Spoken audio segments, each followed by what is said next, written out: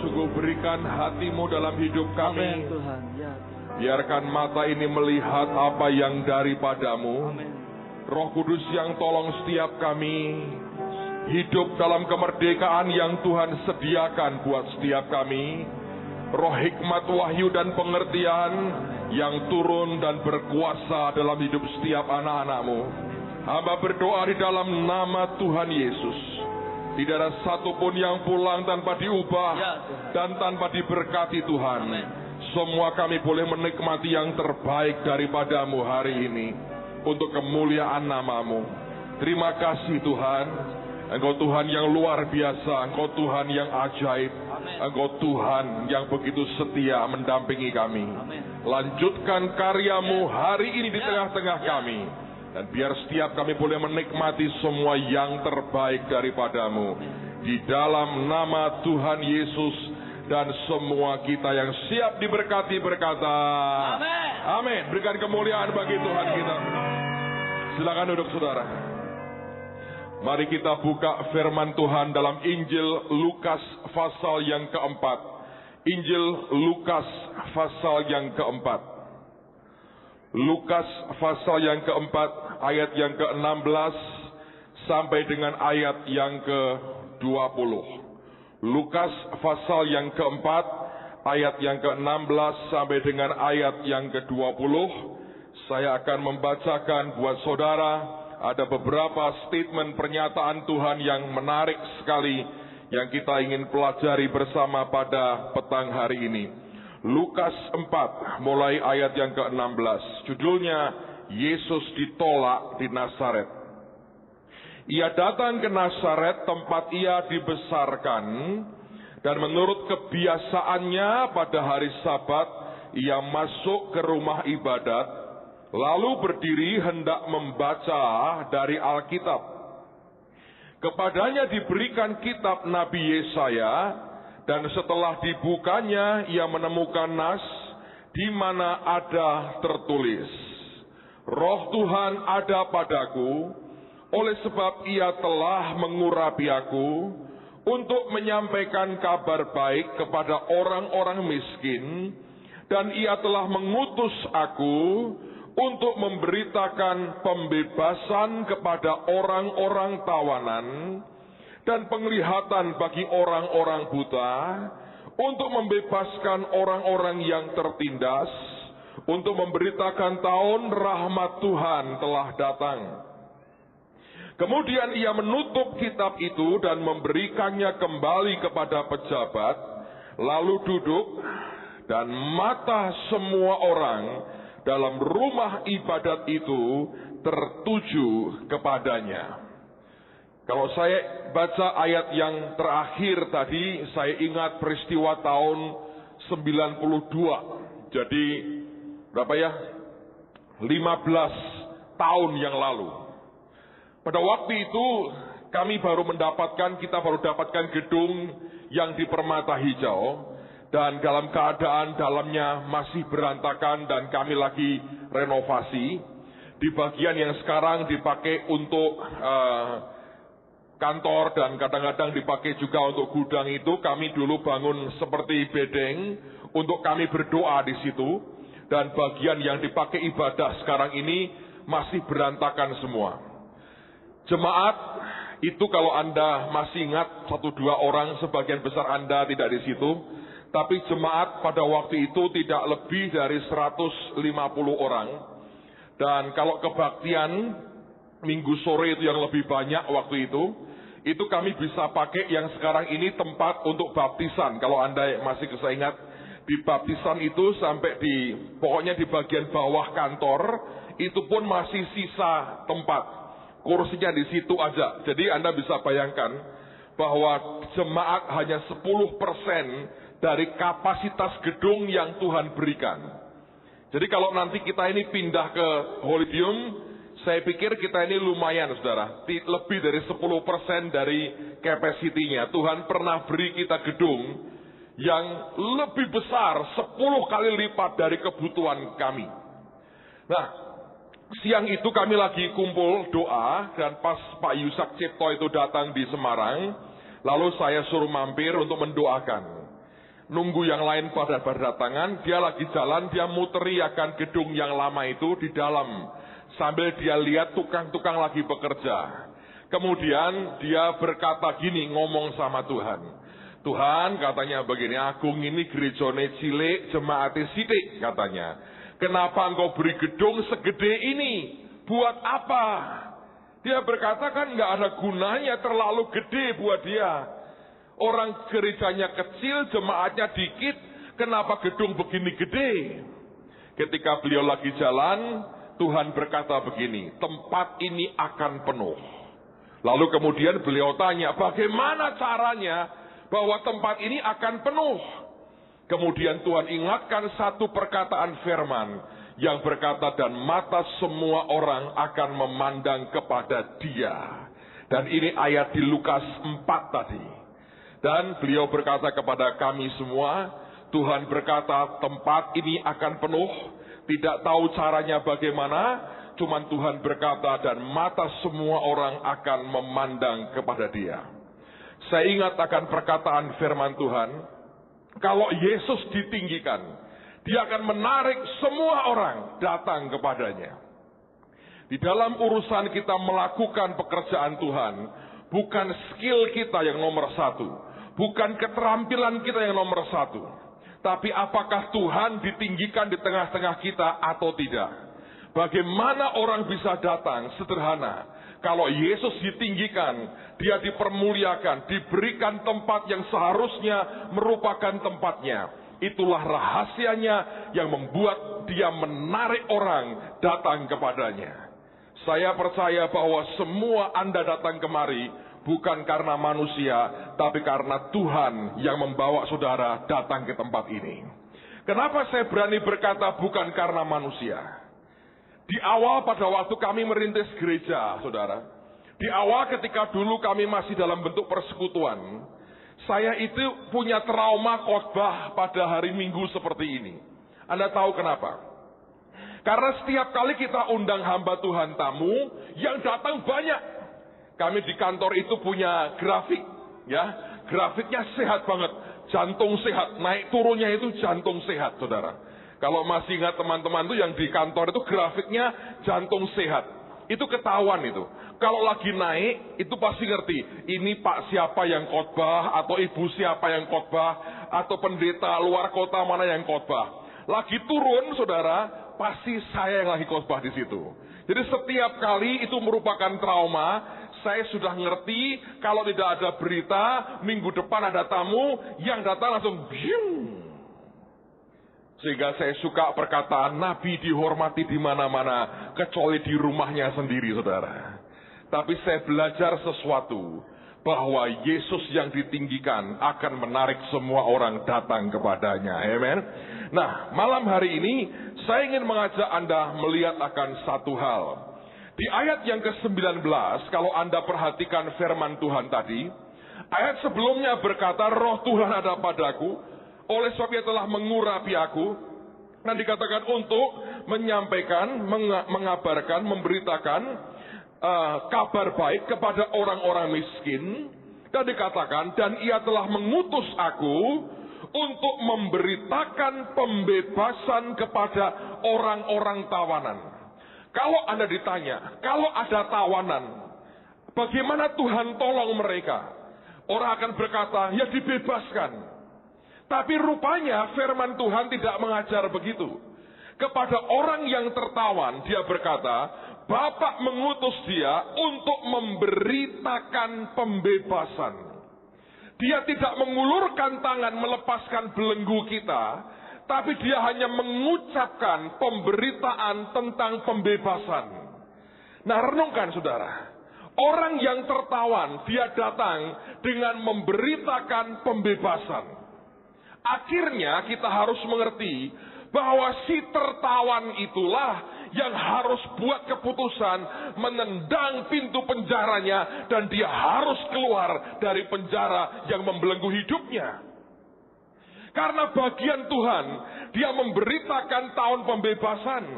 Bagian Tuhan berkata, aku ada kabar baik buat engkau. Engkau sudah dibebaskan. Engkau bisa merdeka. Engkau bisa keluar sebagai orang merdeka. tapi kita yang tertawan. Kita harus tendang pintu penjara, dan itu harus membuat sebuah keputusan untuk kita lepas daripada ikatan dan belenggu hidup kita. Coba buka apa yang Tuhan katakan dalam Yohanes pasal yang ke-8. Injil Yohanes pasal yang ke-8. Yesus berkata begini, Yohanes 8, lihat mulai ayat yang ke-30 sampai dengan ayat yang ke-36. Yohanes 8 ayat 30 sampai 36. Judulnya kebenaran yang memerdekakan. Setelah Yesus mengatakan semuanya itu, banyak orang percaya kepadanya. Maka katanya kepada orang-orang Yahudi yang percaya kepadanya, jikalau kamu tetap dalam firman-Ku, kamu benar-benar adalah murid-Ku. Lalu perhatikan, ini sebuah statement, pernyataan yang sangat terkenal sekali. Tuhan berkata, dan kamu akan mengetahui kebenaran, dan kebenaran itu artinya kebenaran yang kamu ketahui itu akan memerdekakan kamu. Ini kan sama dengan apa yang Tuhan tadi katakan. Dia memberitakan pembebasan kepada orang-orang yang tertawan. Dia menyampaikan kebenaran, dan orang yang menerima kebenaran itu akan dimerdekakan oleh Tuhan. Ini bukan sebuah tindakan yang spektakuler. Ini cuma pemberitaan kebebasan yang dia sampaikan buat kita. Dan saya berdoa pada malam hari ini Tuhan menyampaikan akan berita pembebasan kepada setiap saudara. Lihat akan kesanggupan Tuhanmu dan bukan ketidaksanggupan kita. Lihat akan kemampuan Tuhanmu dan jangan lihat ketidakmampuan kita. Maka itu akan jadi sebuah terobosan Tuhan yang luar biasa. Ayat berikutnya. Jawab mereka, kami adalah keturunan Abraham dan tidak pernah menjadi hamba siapapun. Bagaimana engkau dapat berkata kamu akan merdeka? Ini reaksi juga dijumpai di banyak orang Kristen yang berkata, aku orang Kristen, aku percaya Yesus, aku sudah dimerdekakan, mengapa aku perlu dibebaskan lagi? Aku baik-baik saja, tidak ada masalah dengan hidupku. Semua orang Kristen kalau diberitahu, kamu terikat loh, kamu tertawan loh, kamu terbelenggu loh, marah. Dan merasa dirinya sudah oke, sudah baik. Itu masalah besar, saudara. Ayat berikutnya, kata Yesus kepada mereka, aku berkata kepadamu, sesungguhnya setiap orang yang berbuat dosa adalah hamba dosa. Dan hamba tidak tetap tinggal dalam rumah, tapi anak tetap tinggal dalam rumah. Jadi apabila anak itu memerdekakan kamu, kamu pun benar-benar merdeka. Banyak orang, saya berkata, terbelenggu, tapi nggak sadar dirinya terikat dan terbelenggu. Kenapa? Karena ikatan itu tidak kelihatan fisiknya. Ikatan itu bisa di pikiran kita. Ngikat cara berpikir kita. Ngikat paradigma kita. Itu bisa di hati kita. Ngikat perasaan kita. Ngikat emosi kita. Ngikat dengan ketakutan dalam kehidupan kita. Tahukah Anda kalau Anda ketakutan terus, itu pun sudah belenggu dalam hidupmu. Fisiknya Anda orang merdeka, tapi ketakutan membuat engkau tidak berdaya. Fisiknya engkau orang merdeka, tapi cara berpikirmu yang tidak dikembangkan, yang tidak merdeka, membuat engkau terbelenggu dan tidak berani berbuat apapun. Cara berpikir kita yang tertentu, yang bukan dari Tuhan, sepertinya benar, tapi tanpa sadar itu kebenaran diri sendiri. Saya beri contoh tentang sebuah ikatan. Saya kalau ingat cerita ini saya geli. Tapi saya berkata, berapa banyak orang Kristen yang punya ikatan yang sama. Saya punya seorang teman, dia punya anak laki umur kira-kira 3 tahun lah, kurang lebih 3,5 tahun. Dipanggilnya Sam. Ini anak pinter, ajaib, nakal, dan berani ini anak. Namanya Sam.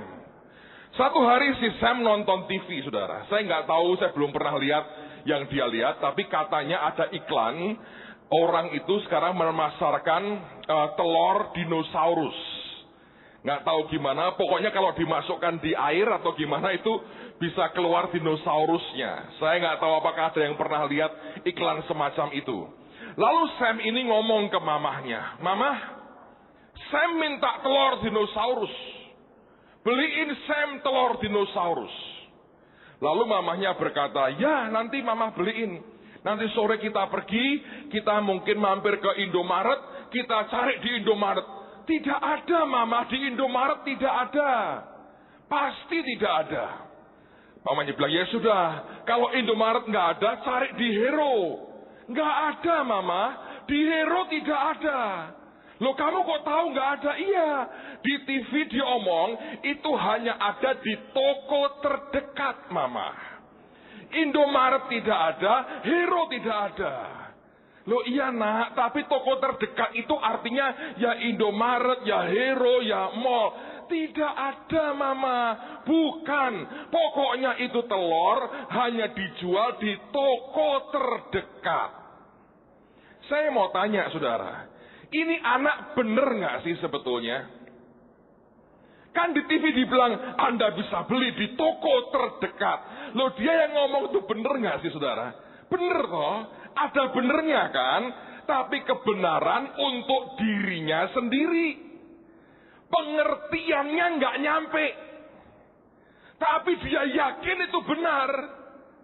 Mamanya berkata, "Loh, no, itu salah, Sam. Maksudnya ya semua toko yang terdekat di rumah kita." "Enggak, Mama. Wong di TV dibilang adanya di toko terdekat." Jadi ribut soal toko terdekat dengan mall, dengan Hero, dengan Indomaret. Akhirnya ini anak ngamuk. Tahu kalau ngamuk? Sam marah. Sam marah. Sam marah. Mamanya, "Ayolah Sam." Sam marah. Toko terdekat pokoknya. Sam marah. Buat anak ini, itulah kebenarannya. Kita kan tertawa. Karena kita berkata, jangan begitu dong, bukan itu artinya. Karena saudara lebih ngerti. Buat si anak itu, itulah kebenaran. Dia akan berjuang sampai kapanpun. Dan kalau perlu berkata, Sam marah. Untuk berkata, dia berpikir kalau Sam marah, mamanya kan ketakutan. Enggak sih, mamanya malah geli. Baguslah marah terus, kamu tambah lucu kok kalau marah. Tapi nanti kalau 30 tahun lu begitu terus, gua jitak lo katanya. Saudara bisa ngerti, kebenaran dalam hidup kita itu bisa kebenaran dirimu sendiri. Anda bisa ngotot itu betul menurut dunia saudara. Itu kan ikatan saudara. Iya toh, berapa banyak di antara kita yang hidupnya seperti itu. Cara berpikirnya, paradigmanya, pengertiannya sangat terbatas. Ketika diajari hal yang lebih lagi, dia nggak mau bisa ngerti. Dibukakan begitu banyak, dia berkata, ya pokoknya buat saya toko terdekat. Dan hari ini berapa banyak orang Kristen dikuasai roh toko terdekat, saudara. Pikirannya dikuasai oleh cara berpikir toko terdekat seperti itu. Kita punya bayangan, punya kebenaran, punya persepsi, punya konsep yang kita yakini itu benar. Padahal toh akhirnya kelak kita akan belajar itu kebenaran diri sendiri. Berapa banyak orang Kristen yang seperti itu. Dan itu belenggu dalam hati kita, belenggu di batin kita, itu begitu banyak. Tahukah saudara bahwa perasaan kita, emosi kita, ketersinggungan kita, itu juga belenggu. Minder kita, itu belenggu yang mengerikan. Nah banyak orang Kristen, itu belenggunya kayak begitu tuh. Sehingga tidak bisa diajak lari. Saya heran seorang hamba Tuhan bernama Bill Hamon, seorang nabi, tulis tahun 2007 ini tahun untuk berlari. Dan dia berkata kalau engkau tidak lari, engkau bisa mati karena iblis lagi menghajar tentara Tuhan dengan panah, dengan segala macam serangan. Kalau Anda diam, Anda target yang begitu lunak dan gampang kena. Kalau Anda bergerak, Anda lari. Anda bukan target yang mudah. Tapi saya pikir ya, kalau orang Kristen bisa lari, hidupnya, kerjaannya akan lebih enteng. Kalau nggak percaya, Anda bisa buktikan. Di rumah nanti Anda cari jerigen isi 20 liter lah. Nggak usah berat-berat. Anda isi air 20 liter. Kalau perlu Anda ke gereja ini balik besok pagi boleh.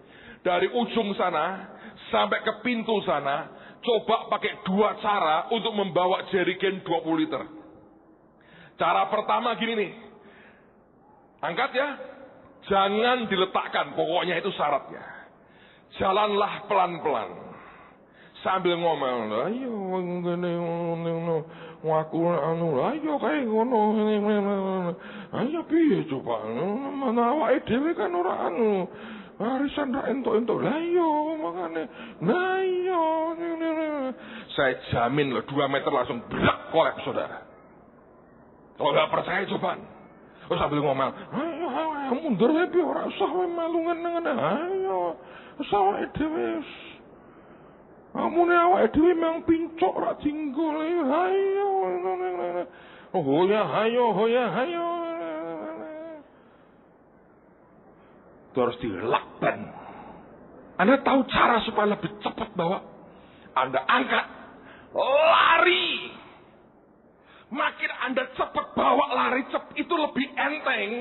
Saya nggak tahu fisikanya, tapi menurut saya saudara, kalau Anda angkat itu sambil engkau lari, itu akan cepat dan lebih ringan, lebih cepat nyampe-nya. Ojo loyo terus. Gak barbar urusannya. Semua diloyo, kan tersinggung ya. Ora awake dhewe apik wong Tuhan meh padha lho awake dhewe iki. Nah iya makanya Pak Victor gawe pemulung, ayo aku aja ikut mulung tidak boleh. Munine mangane pangane wong dicipuki. Nah iya aku untuk donat separuh.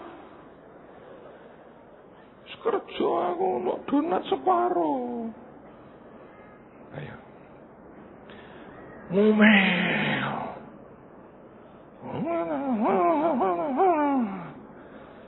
Semua perkataan sia-sia itu harus Anda pertanggungjawabkan. Nanti kalau di surga diputer, nayo, tergema seluruh dunia orang Amerika. Nayo, ya apa tuh? Nayo. Bayangin saudara, rasain nanti. Suaramu, loh, aku suara siapa? Suaraku apa? Nayo, saudara. Mau coba rekaman lagu, judulnya apa? Nayo, itu. Coba naik payu, saudara. Itu sebetulnya belenggu. Serasa ngono-ngono bareng, awake ngene. Ngomel. Urusannya tuh yang, aduh. Kalau Anda mau survive di tahun ini, angkat itu beban dalam hidupmu. Angkat tugas Tuhan. Lari. Tanggalkan semua beban yang merintangi. Lari. Iya toh? Kalau enggak, saudara, mau gimana?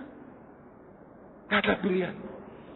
Itu aduh, saya pikir sebanyak hal lah yang bisa membelenggu kita. Anda pikir minder tidak membelenggu? Oh, kalau Anda ini orang yang mindermu bisa membelenggu Anda loh. Karena saya ini dulu orang minder banget. Kelas 3 SD sekolah ditungguin papi saya. Minder. Ngomong begini nggak mungkin lah. Nggak bisa. Cuma saya terus terang nih memuji diri. Minderku minder baik loh saudara. Minder baik itu memang diem. Diinjek-injek diem. Nyingkir paling-paling. Nggak balas. Tapi ada minder jahat. Minder jahat tuh gini. Anda minder tuh. Nekan orang lain. Yang merasa Anda rasa lebih maju dari saudara. Yang mengancam tanda petik posisimu. Anda tekan.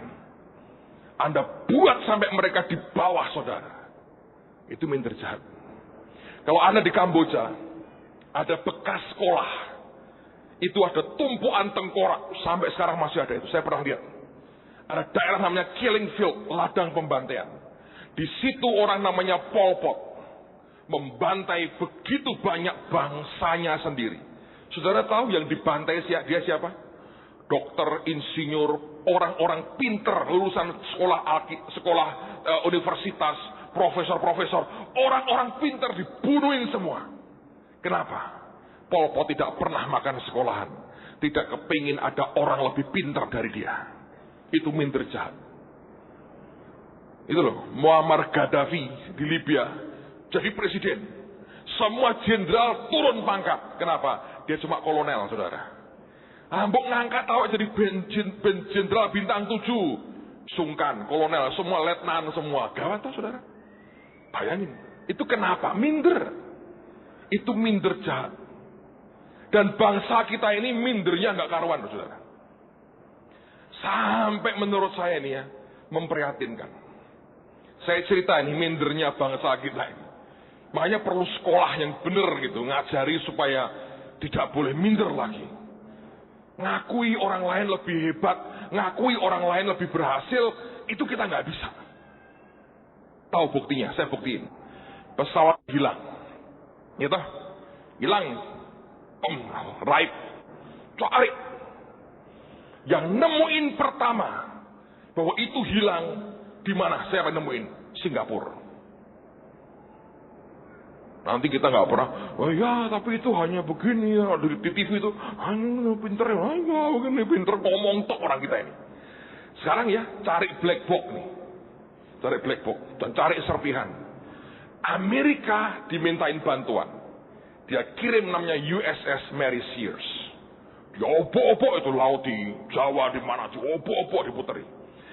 Di sebuah pantai ada nelayan, itu lagi jala ikan. Dengan perahu jala ikan. Jalannya kesangkut satu potong yang diperkirakan itu bagian dari pesawat. Dia cari ikan. Jalannya nyangkut. Ternyata dibawa, oh bener ini potongan pesawat. Ada koran judulnya begini. Udin mengalahkan USS Mary Sears. Kan itu kan cuman bejone ngawak tawong kesangkut jalannya. Kenapa harus temanya Udin mengalahkan USS Mary Sears? Sepertinya nelayan kita itu mengalahkan Amerika Serikat. Itu kan wong minder toh saudara. Kebacut tapi. Saya kalau baca saya geleng-geleng. Ini nggak didik tuh. Itu orang minder, awake dhewe menang saka Amerika, ya toh, bambu runcing melawan nuklir menang awake dhewe, bambu runcing. Itu kan minder toh. Ya sudahlah, ben rodok bangga-bangga sithik. Udah kan? Itu harian lokal, saudara. Lalu saya baca sekian minggu kemudian harian nasional yang paling top gitu. Itu ada pojok yang isinya dikomentari komentar wartawannya. Kapal Amerika mendeteksi black box. Ditulis di situ, USS Mary Sears berhasil mendeteksi letak black box. Tahu komentarnya? Kalau bisa ngangkatin sekalian baru hebat. Lah mbok ngomong terima kasih Amerika. Wong awake dhewe golek ora iso ngobong penyan, ora ketemu saudara. Itu. Lalu kita nyari aja nggak bisa ketemu, dibantu tidak keluar biaya, ketemu di sini loh kira-kira. Dia bilang orang apa-apa nih itu. Nah iso njupuk isan, ngambilkan sekalian itu minimal 9 miliar. Dan maaf kata kita kagak punya duit. Nyelam cuma 2 meter orang kita sudah tunggu lagi. 2000 meter diambilnya. Kenapa harus berkata, kalau bisa ngambilin baru hebat? Kenapa nggak diganti thank you? Ada yang salah loh di sini. Loh saya nggak membela Amerika loh. Tapi ini bukan sebuah kebanggaan loh saudara. Iya kan? Saudara pikir kalau kita punya mental begitu itu kita bisa maju? Sama sekali tidak. Itu kan belenggu. Dengan mental begitu gimana kita bisa bersaing dengan dunia luar? Tak bisa. Dengan mental begitu gimana kita bisa berkata, oh kita akan ikut mewarnai dunia dengan apa? Nah kalau orang Kristen gereja juga begitu kan gawat. Mindernya itu membuat setiap kali ada orang lain berkembang lebih maju, kita akan selalu kritik habis. Dan kita minimalkan akan jasa dan prestasi orang. Demi supaya kita tidak kelihatan terlalu jelek. Itu kan belenggu saudara. Kalau Anda dagang, itu mental saudara. Sampai kapanpun, nggak bisa maju. Anda buka warung nih ya. Sebelah ini laris. Saudara tidak laku. Dengan tepuk dada berkata, ya memang makananku ini memang untuk orang-orang berkelas. Itu kan untuk rakyat. Orang peduli. Artinya lu minggu depan bangkrut, mereka tambah kaya tuh. Gitu kok tepuk dada. Mestinya kan berkata, kenapa dia bisa maju? Aku tidak semaju dia. Saudara pikir itu bukan belenggu? Itu belenggu loh. Itu penjara itu. Nah kalau kita ini mentalitasnya begitu saudara. Tidak pernah mau belajar dari orang lain. Tapi kita jatuhkan orang lain yang lebih maju dari kita. Kita tentang orang lain yang lebih berkembang dari kita. Sampai kapanpun tidak pernah kita bisa menikmati yang luar biasa. Dan Tuhan Yesus tidak pernah mengajar kita begitu. Dia malah pernah berkata, kalau engkau percaya, engkau bisa melakukan yang aku lakukan, bahkan lebih besar daripada itu. Dia orang yang aman sekali dengan hidupnya. Dia orang yang bisa bergerak sangat cepat. Dia orang yang begitu safe. Dia orang yang begitu secure. Dia merasa aman dengan semua keberadaannya. Saya berdoa, Tuhan akan bebaskan kita. Amen, saudara. Pak, tapi saya nggak punya apa-apa. Saya beri sebuah contoh cerita di Alkitab. Mari buka Hakim-Hakim pasal yang ke-6. Kitab Hakim-Hakim pasal yang ke-6. Ayat yang pertama sampai dengan ayat yang ke-9. Hakim-Hakim 6 mulai ayat yang pertama. Tetapi orang Israel melakukan apa yang jahat di mata Tuhan. Sebab itu Tuhan menyerahkan mereka ke dalam tangan orang Midian 7 tahun lamanya. Dan selama itu orang Midian berkuasa atas orang Israel. Karena takutnya kepada orang Midian itu, maka orang Israel membuat tempat-tempat perlindungan di pegunungan, yakni gua-gua dan kubu-kubu. Setiap kali orang Israel selesai menabur, datanglah orang Midian, orang Amalek dan orang-orang dari sebelah timur, lalu maju mendatangi mereka. Berkemahlah orang-orang itu di daerah mereka dan memusnahkan hasil tanah itu sampai ke dekat Gaza. Dan tidak meninggalkan bahan makanan apapun di Israel, juga domba atau lembu atau keledai pun tidak. Sebab orang-orang itu datang maju dengan ternaknya dan kemahnya, dan datangnya itu berbanyak-banyak seperti belalang. Orang-orangnya dan onta-ontanya tidak terhitung banyaknya. Sekaliannya datang ke negeri itu untuk memusnahkannya. Ayat 6. Sehingga orang Israel menjadi sangat melarat oleh perbuatan orang Midian itu. Lalu berserulah orang Israel kepada Tuhan. Ketika orang Israel berseru kepada Tuhan karena orang Midian itu, maka Tuhan mengutus seorang nabi kepada orang Israel yang berkata kepada mereka, beginilah firman Tuhan Allah Israel. Akulah yang menuntun kamu keluar dari Mesir dan yang membawa kamu keluar dari rumah perbudakan. Aku melepaskan kamu dari tangan orang Mesir dan dari tangan semua orang yang menindas kamu. Bahkan aku menghalau mereka dari depanmu dan negeri mereka kuberikan kepadamu. Lihat bahwa akibat penindasan orang Midian, Amalek dan sebagainya, firman berkata, orang Israel menjadi sangat melarat. Bagaimana caranya Tuhan tolong mereka? Mereka berkata, Tuhan kami ini melarat, gak punya apa-apa. Bisa berbuat apa? Lihat cara Tuhan tolong mereka di pasal yang ke-7 sekarang. pasal 7 ayat 9 sampai dengan ayat yang ke-15. Pada malam itu berfirmanlah Tuhan kepadanya, bangunlah, turunlah menyerbu perkemahan itu, sebab telah kuserahkan itu ke dalam tanganmu. Tetapi jika engkau takut untuk turun menyerbu, turunlah bersama dengan pura bujangmu ke perkemahan itu. Maka kau dengarlah apa yang mereka katakan. Kemudian engkau akan mendapat keberanian untuk turun menyerbu perkemahan itu.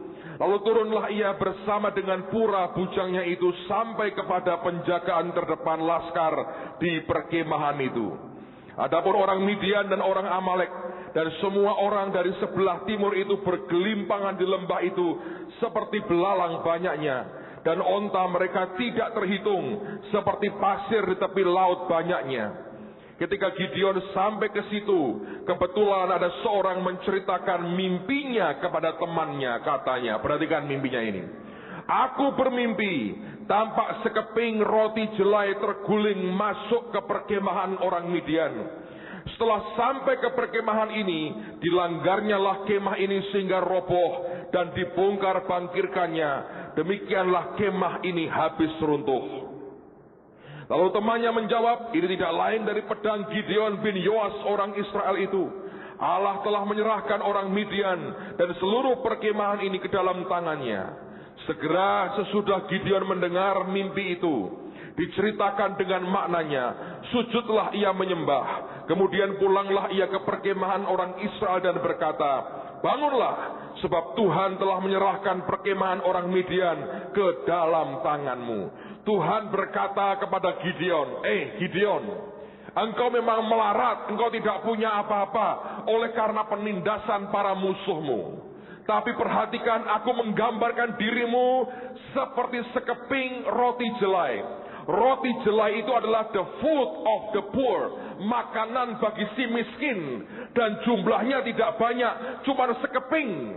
Dia mau berkata, Tuhan berkata gini, Gideon, kamu memang cuma sekeping makanan buat orang miskin. Kamu bukan makanan buat orang kaya. Kamu bukan makanan buat orang yang berada. Kamu makanan buat si miskin. Kamu cuma jelai, dan itu pun jumlahnya tidak banyak, cuma sekeping, Tuhan berkata.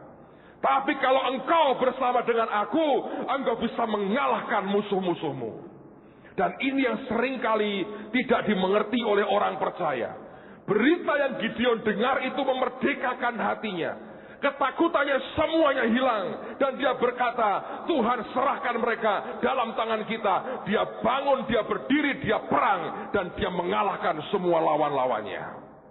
Kemerdekaan di batin kita akan membuat saudara melakukan perkara-perkara yang besar dari Tuhan. Kemerdekaan di dalam hati untuk bisa melakukan apapun yang Tuhan perintahkan tanpa dibelenggu apapun akan membuat kita melakukan begitu banyak terobosan bersama dengan Tuhan. Dalam hidupmu sehari-hari hal yang sama berlaku. Jangan biarkan apapun membelenggu hati, pikiran kita. Merdekakan semuanya dan lihat hal besar yang Tuhan kerjakan dalam kehidupan kita. Banyak orang terbelenggu dan membiarkan belenggunya itu tidak pernah dilepaskan. Saya membaca kisah tentang Martin Luther King Jr. Orang ini doktor di bidang teologi, gembala sidang gereja Baptis di kota Montgomery, Alabama di Amerika. Dia hidup tahun 50-an dan tahun 60-an. Tahun 50-an dan 60-an di Amerika Serikat, mereka masih sangat diskriminatif, orang hitam, orang putih sangat dibedakan. Dan suatu hari ada peristiwa yang mengerikan sekali. Di bus umum di kota Montgomery itu, dan juga di seluruh Amerika, dibedakan bagian tengah ke belakang untuk orang hitam, tengah ke depan untuk orang putih. Hari itu ada seorang ibu tua bernama Ibu Rosa Parks. Dia naik bis umum dan dia mendapati separuh ke belakang sudah penuh, tapi separuh ke depan kosong. Dia dengan enteng, dengan nekat, mungkin karena kesal dibedakan, dia jalan ke depan, dia duduk di barisan terdepan dari bis itu. Sopirnya orang putih, lihat keadaan itu, Busnya jalan dan berhenti tepat di depan kantor polisi. Dilaporkan kepada polisi, disidang dan ditahan orang ini. Martin Luther King Jr. ketika dia mendengar itu, tergugah hatinya. Dia orang hitam, dia berkata, sampai kapan dibiarkan keadaan seperti ini? Dia pimpin rally, dia coba bela Ibu Rosa Parks ini. Dan selama setahun, kota Montgomery, Alabama, dia berkata begini, orang hitam tidak usah naik bis umum. Lebih baik jalan dengan gagah daripada Anda masuk ke dalam bus seperti binatang. Dan selama setahun mereka buat pemogokan massal. Orang hitam sengaja tidak mau naik bis umum. Anda bisa bayangin itu. Dan mereka dengan gagah jalan kaki. Musim dingin, musim panas. Mereka berkata, kita jalan dengan harga diri kita daripada diinjak-injak seperti ini. Apa yang dia buat bergerak terus seluruh Amerika, gaungnya luar biasa. Tahun 64 dia terima hadiah Nobel. Dan dia dikenal dalam sebuah pidatonya ketika dia berkata, I have a dream. Dia berkata, aku punya mimpi. Dia teriak, I have a dream, aku punya mimpi. Dan dia berkata, aku bermimpi 4 anakku akan hidup di sebuah bangsa yang tidak menilai orang berdasarkan warna kulitnya, tapi berdasarkan isi daripada karakter hidupnya. Dia dengungkan teriakannya, semua orang menyambutnya. Ada kegerakan besar di Amerika. 4 tahun kemudian, dia pergi ke Memphis, Tennessee. Dan di sebuah jalan, ditembak mati oleh seseorang. Dan Martin Luther King Jr. mati. Tapi kalau Anda ke Amerika hari ini, semua sudah berubah. Tidak ada diskriminasi. Semua rata, semua sama, dapat hak yang sama. Menteri luar negerinya sekarang, Condoleezza Rice itu juga perempuan. Bekas menteri pertahanannya juga, itu juga seorang jenderal, juga kulit hitam. Ini Condoleezza Rice juga kulit hitam juga. Anda lihat banyak senator, sekarang ada senator yang mau calonkan jadi presiden Amerika, juga kulit hitam, pernah sekolah di Jakarta, keren juga lah. Republik Indonesia ini pernah menyumbangkan sedikit sesuatu untuk seorang senator di Amerika. Saudara tahu itu semua terjadi. Dan kalau Anda ke Amerika pada bulan Januari, tiap Januari Senin ketiga, mereka merayakan sebagai hari Martin Luther King Jr. Orang ini orang yang punya impian, yang tidak membiarkan keadaan membelenggu hidupnya. Dan dia teriak, I have a dream, aku punya impian. Saya berdoa dalam hidup Anda dan saya, jangan pernah biarkan apapun membelenggu kita. Kita mungkin cuma sekeping roti jelai, tapi di tangan Tuhan ada banyak hal yang bisa dibuat. Anda mungkin berkata, saya nggak punya apa-apa. Ya, mungkin Anda seperti sekeping roti jelai. Tapi kalau di tangan Tuhan, kekuatan musuh sebesar apapun akan dikalahkan dan dihancurkan. Hidupmu bukannya tanpa arti. Memang kalau kita sendirian, tidak banyak yang kita bisa buat. Tapi kalau Tuhan di pihak kita, siapa lawan kita? Jangan pernah biarkan apapun menindas kita. Jangan pernah biarkan apapun membelenggu kita. Sampai kita dibuat tidak berdaya. Ada kebebasan yang Tuhan mau sampaikan pada hari ini. Ada berita pembebasan buat setiap saudara, bahwa bersama dengan Tuhan kita sanggup melakukan segala perkara. Dan tidak ada yang mustahil bagi orang yang percaya kepada Tuhan kita. Tidak ada yang mustahil, saudara. Saya mau cerita. Akhir tahun, saya sudah sampaikan kita ingin pindah ke Holy Stadium tanggal 7 bulan 7 tahun 2007. Sejujurnya saudara, kita nggak punya kekuatan untuk itu. Barang yang kita harus beli untuk melengkapi Holy Stadium itu nilainya bisa masih belasan miliar. Dan saya berkata, Tuhan, dalam waktu setengah tahun bagaimana mungkin kita bisa dapatkan itu. Tapi kalau kita biarkan Tuhan bergerak bebas dalam hidup kita, Anda akan lihat sesuatu yang ajaib. Saya mau sampaikan juga beberapa hal malam hari ini supaya Anda mengerti. Tanggal 1 malam Tuhan bicara begitu banyak. Dan intinya Tuhan berkata, jangkau orang-orang miskin, jangkau mereka yang terpuruk, jangkau mereka yang di bawah. Kamis lalu dan Rabu yang lalu saya melihat 2 kejadian yang fenomenal sekali. Rabu malam Pak Hengki buat acara dengan anak-anak youth. Natal pelajar mahasiswa. Tidak ada artis, tidak ada apa-apa, cuma Natal bersama pelajar. Itu gereja yang di Permata penuh sesak, 2.500 orang datang. Sudah nempel begini, nggak bisa gerak mereka. Dan begitu banyak orang yang lahir baru dan terima Tuhan Yesus. Saya lihat saudara, itu begitu ajaib cara Tuhan kerja. Ada satu di antara mereka, jelas dari pakaian yang dikenakan kita mengerti dia belum kenal dengan Tuhan atau dia memang dari background yang berbeda. Saya mau cerita pertobatannya. Dia bukan orang yang normal seperti kebanyakan kita. Ada cacat tanda petik bawaan di badannya, di hidupnya. Cacat hormonal di badannya. Orang ini setiap kali dia sembahyang dengan keyakinannya, yang datang Tuhan Yesus. Dan dia berkata gini, loh, kok Tuhannya orang Kristen? Dan orang ini punya banyak penyakit di badannya. Tiap kali dia sembahyang, yang muncul Tuhan Yesus. Dan dia berkata, kok Tuhannya orang Kristen? Dan dia akhirnya setelah berkali-kali dia berkata begini, kalau kamu betul Tuhan, sembuhin aku dari penyakitku. Dan disentuh sama Tuhan. Sehat saudara. Dan hari Rabu kemarin, dia berkata, aku berikan hidupku kepada Tuhan Yesus. Aku percaya kepada Tuhan Yesus. Saya nggak tahu apakah tadi atau minggu depan dibaptis dia saudara.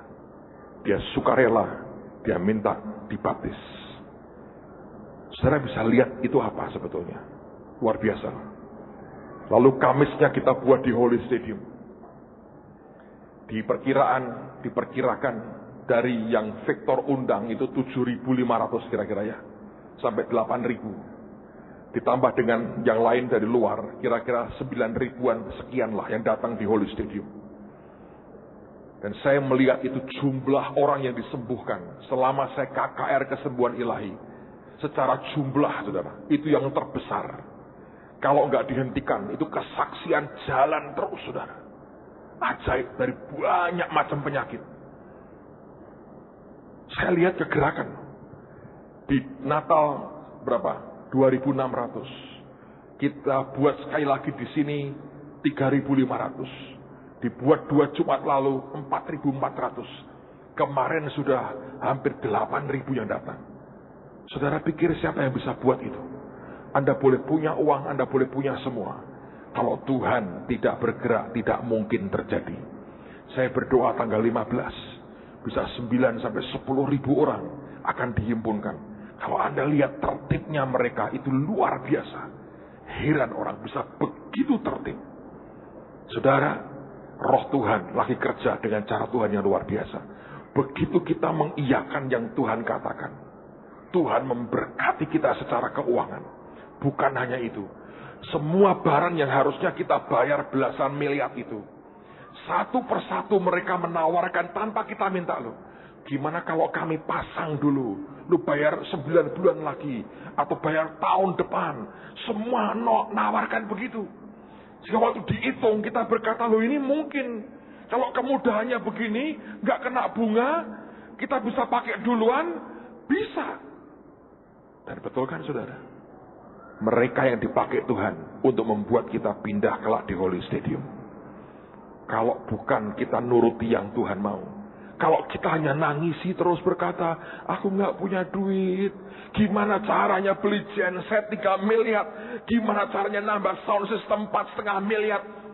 Gimana nambah kursi 2 miliar? Itu duit semua nggak pakai daun, nggak pakai pasir, nggak pakai batu. Kita teriak, Tuhan aku nggak punya apa-apa. Dan kita ndodok, kita cuma jongkok berkata, aku ora iso apa-apa. Anda tidak akan pernah bergerak kemana-mana. Kita mungkin cuma sekeping roti jelai. Tapi waktu kita mentaati yang Tuhan perintahkan, di tangan Tuhan bisa berubah jadi sesuatu yang berbeda. Di tangan Tuhan Anda dan saya bisa berbeda. Saya mau tunjukkan akan mobil klinik kita yang lagi didesain. Ini bagus sekali. Kalau Anda lihat first class saudara. Di dalamnya yang kuning itu adalah alat untuk gigi. Ini bukan barang bekas.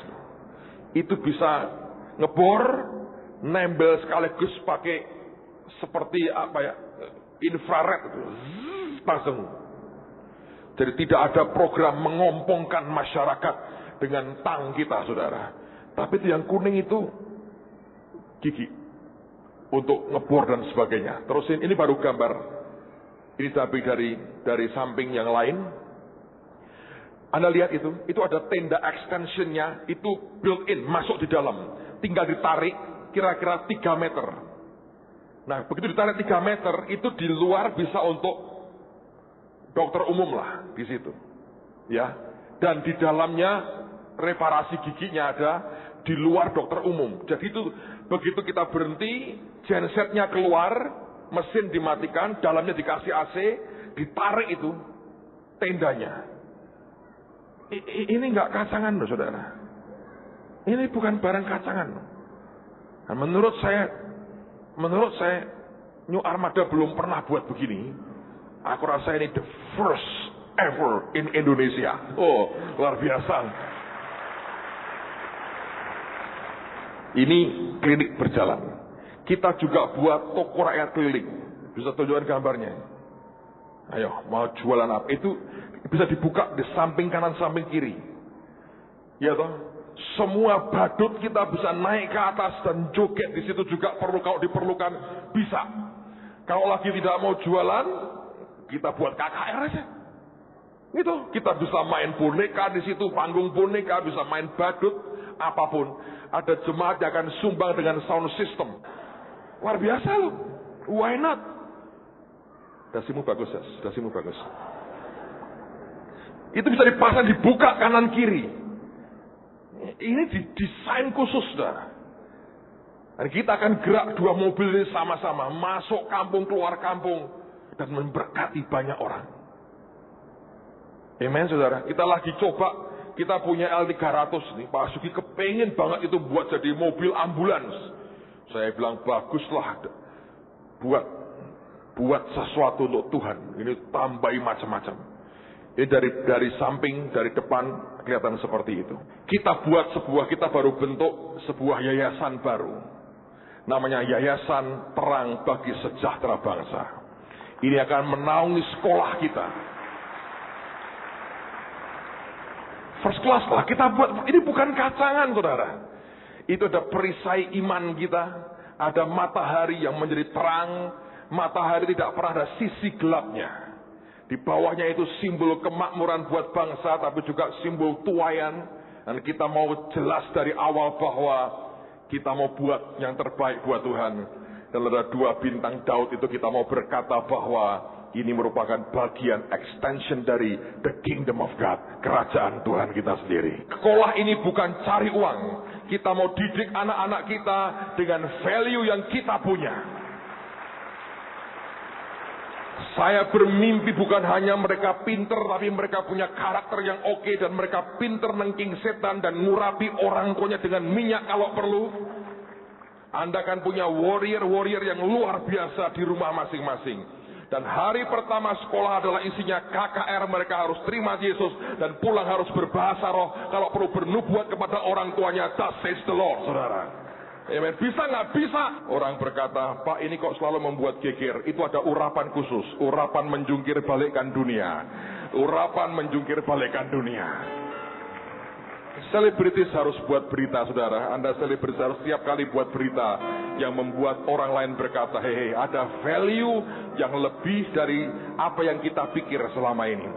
Saya ketemu dengan seorang teman dari amat pendidikan. Dia berkata dengan saya sedih sekali. Dia berkata, Pak, menyedihkan pendidikan hari ini. Orang membuat sekolah untuk cari uang. Kelihatan banget caranya mereka ambil kesempatan untuk cari uang.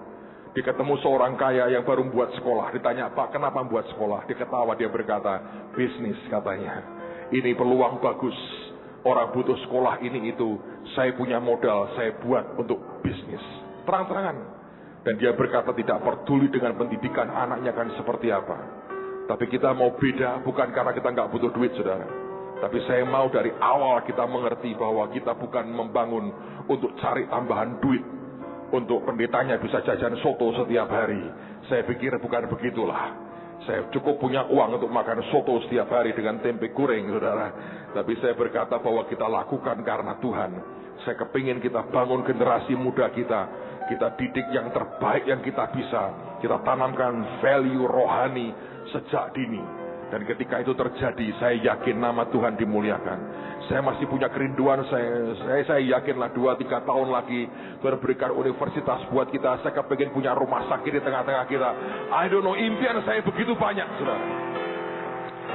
Kita cuma sekeping roti jelai, tapi di tangan Tuhan Dia bisa buat begitu banyak hal untuk kemuliaan nama Tuhan.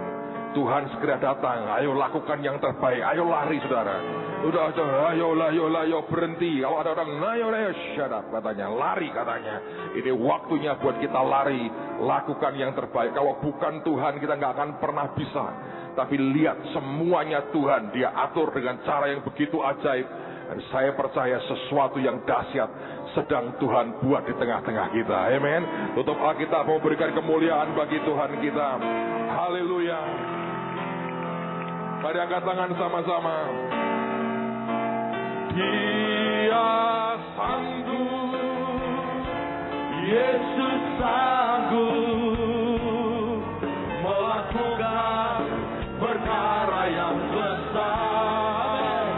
Dia sanggup, oh Yesus sanggup memulihkan yang terluka, menyembuhkan yang menderita.